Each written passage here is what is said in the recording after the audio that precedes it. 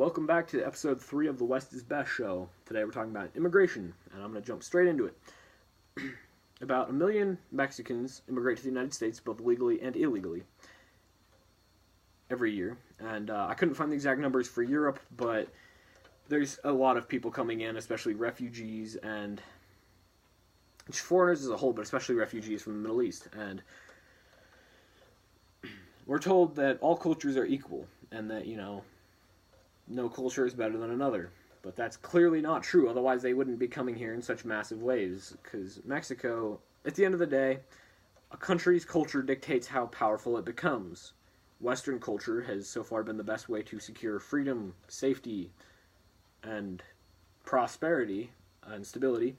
And that's why European and North American countries, everything, America, Canada, they're so much superior to these other countries. And people on the left say that all cultures are equal, but we need to open our borders because these people are trying to flee terrible places like Syria and the Middle East and North Africa to come to our countries, which are better. And yet all cultures are equal. So how is it that these countries are doing so bad if their cultures are equal? They're not equal. That's just how it is. Otherwise, they wouldn't need to come here. And some people could blame that, oh yeah, their cultures are equal, but colonialism. But that argument isn't really a good one, because if all cultures were equal, then these countries, when the time of colonialism was coming around, they wouldn't be, they wouldn't be able to be colonized because they'd be equal to the Europeans. And for people who are really good at history, they might say, well, Africa was unable to develop because of poor geography. And yes, they were unable to develop because of poor geography, and that kept them from building good cultures, because when you're spending all of your time working to, fight off the neighboring tribe from stealing your women and your food, and growing the rest of the time you spent growing your food, you don't really have much time to develop culture and greater systems of prosperity. But in Europe, where they were able to have better geography, they were able to develop better systems. And in the Middle East, they aren't exactly the best cultures. That's why, gay people are thrown off roofs, and women are stoned to death for not covering their faces. And, extremism creates problems for a country, and that's why these countries are doing pretty bad, because there's a ton of extremism. I'm going to make an entirely different video on Islam soon, and so stick around for that. But these countries, not all cultures are equal. At the end of the day, that's really what dictates how good a nation is its culture. And of course, the Western countries, Europe and America, are far better than, and countries that accepted like America, that accepted their colonial masters' cultures and really developed well. Australia, New Zealand, Canada, and India to an extent, but they're still a bit behind, but still. Those are all countries that really embraced Western ideas a lot more. Japan really embraced Western ideas a lot more and have created better cultures and are very strong, and that's why so many Mexicans are trying to get here, because America is clearly better than Mexico, and that's because our culture is superior. Violent crime, and as these people come in, violent crime, terrorism, and cultural degradation are forced really upon these countries. They can't really integrate these people in, and this lie that all cultures are equal means they aren't really integrating people into our culture, these foreigners into our culture. And without that integration, these people are keeping their old cultures, and that's sort of tearing apart what it means to be an American or a Frenchman or a Brit. And this might seem kind of random, but for those who don't know, a couple days ago, the Notre Dame Cathedral in Paris was destroyed. Part of it was destroyed in a fire. I'm not going to blame the Muslims for this. Like, a lot of people, not a lot, but some people are blaming Muslims or other groups for this action, but honestly, it was most likely just a sad accident during the renovations that were happening. And a lot of people are very sad about this because it's an important piece of French history and French culture, and it was destroyed, and that's tragic.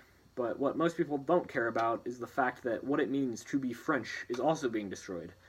For thousands of years, Frenchmen, whether it be the Gauls or Roman Gauls or more modern French, they've always been white Western Europeans. And in recent times, and usually Christian or Roman pagan, or, but mostly Christian since really, Constantine, even before that, but they've been usually white Christian Western Europeans. And that's what it was to be French, well, not alone, but that was one of the main things for being French. Now we have Arabs and Africans and Muslims and all sorts of different people are coming to France, and they're really tearing apart French culture and what it once was. It'd be like if,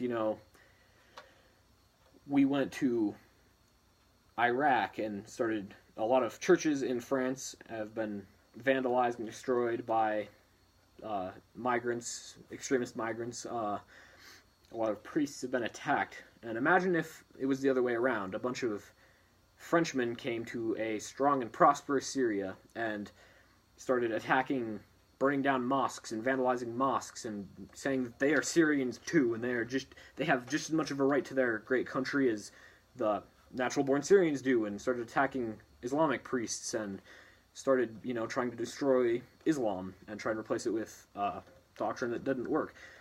That's pretty much what's happening, but with, Christian France being destroyed by Islamic Syria. And I'm going to make a separate video on Islam. I think I already mentioned that, but what it means to be French is being destroyed.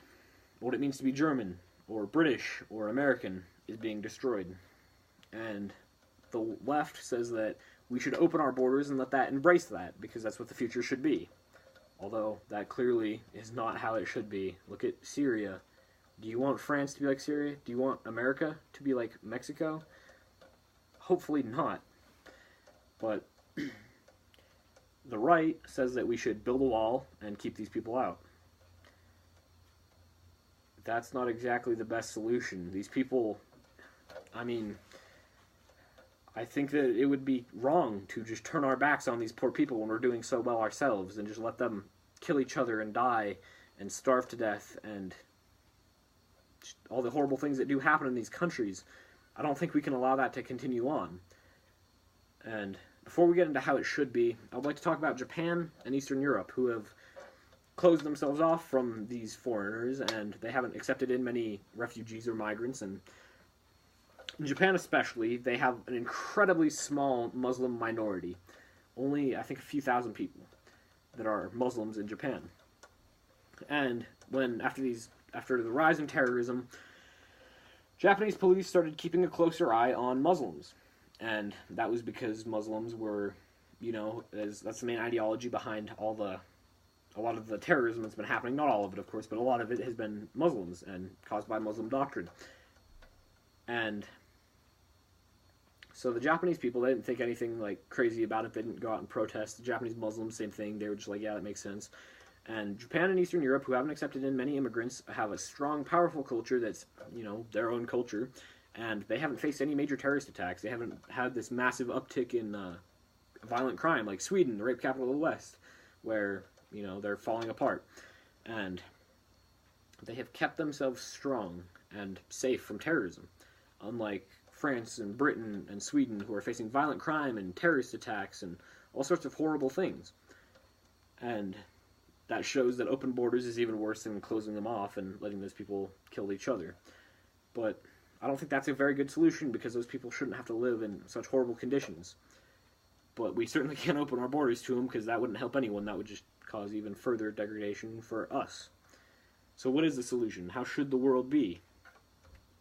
Well, these people are so desperate to get to the West. You read article after article of people crossing the Mediterranean, thousands of them dying just for a better life in Europe, in the West. Why not bring the West to them? Why don't we colonize those places? And when I say colonize, I'm not talking about bureaucracy like the EU. I'm not talking about nation building like what we did in Iraq and what we're trying to do in Afghanistan. And I'm not talking about just complete multiculturalism. And I'll get into more of that in a second. When we nation built, like in Iraq, when we went in, we toppled this horrible regime and we put up a democracy. But it was a very flimsy democracy that the people didn't want. It quickly collapsed. It wasn't strong enough to protect itself, and groups like ISIS and Al-Qaeda filled that vacuum and just created an even worse state than when we came in. What we have to do is we have to take them over and colonize them. Bring them Western government, have them part of our countries for a while, send in our troops to defend them, to put down groups like terrorist groups, and sort of push onto them our government. Not our culture, but our government systems that work. And, maybe try and get them to reform. I'm going to make a separate video on Islam and talk about how they need to be reformed and whatnot. But, let them keep their cultures. Let them speak their language, eat their food, do that sort of thing. But the stuff that really, really matters, like how they run their country, we'll take them over, and we'll put in our own governments, and we'll control them for a while until they fully get used to that government and they start liking it and they really take onto it, like the Australians, the South Africans to an extent. All the countries that are the best, the post-colonial countries, United States, Canada, Australia, New Zealand, South Africa, India-ish,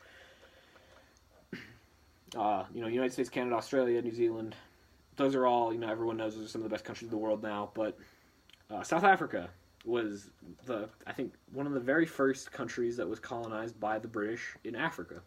It happened in the early 19th century after they took it from the Dutch in the Napoleonic Wars, and it was part of the empire for a long time, and South Africa is one of, if not the best country in Africa. I mean, they still have a lot of problems, but they're doing fairly well for themselves, especially compared to their neighbors who are, starving to death and murdering each other and all sorts of horrible things. India, compared to, say, China, which I'll talk about China in more detail, or Vietnam or Cambodia or Laos, they were in the empire for a long time. Australia, Canada, and New Zealand also in the empire for a long time. And they adopted the ideas better than most African countries, with the exception of South Africa, who were in the empire for a long time and were able to adopt those ideas more. And those countries have done far, far better for themselves than, say, Sudan, South Sudan, all the other countries that were in the empires for far less amount of time, for a far shorter period. And the countries like Japan that are really the exception, not the norm, that really embraced the best culture, which was, of course, the Western culture. And America says, "You're welcome, Japan, for opening you up." Well, I'm going to make a separate video about Japan, because there's a lot to talk about with Japan. It's a very complex thing when it comes to culture and whatnot. But I've said whatnot a lot during this video. When I say no multiculturalism, when we colonize these places, we bring in our government and we set up for a period of time until they're ready, like America, Australia, New Zealand, South Africa, India-ish, until they are ready to govern themselves how they should. And that will happen eventually. Nation building doesn't work. It never has. There's no real good example of nation building. They're a good example of colonies. I've listed them multiple times. And we just have to repeat that in those countries that got far less. Like the Middle East got almost no colonization. Like it was only since from 1918 to the mid-40s. That's not very long. That's about 30, 25 years of colonization. That wasn't nearly enough for what they needed. And we just bring that back in. Not giant bureaucracy, not, bloated government that makes everything slow for these people like the EU, which I'll make a video on next. And when I say no multiculturalism, I'm completely fine with these people keeping their cultures, for the most part. But, we can't stand for total multiculturalism because, throwing gay people off roofs for being homosexual is not okay. We need to go in and we need to stop that. If you throw a gay person off a roof, you should be shot or hung, or something bad should happen to you. We can't let that continue, even though it's part of their culture. Women should not be stoned to death for letting their face out in public. Again, even though that's part of their culture, that should not be allowed, and we can all agree on that in the West. That's what I mean by no multiculturalism. And we need to really bring in our government and let them bring in our troops to secure that government, to secure those people, until they're ready to go off on their own. And it's kind of complicated to say when, but we would know pretty well, because, if as soon as we leave, if the country's just going to collapse in on itself, it's not ready. That's all I have for today. I hope you enjoyed. Have a good morning, good evening, and good night. And if you liked the video, please leave a like. If you disliked it, leave a dislike, and tell me in the comments why you disliked it.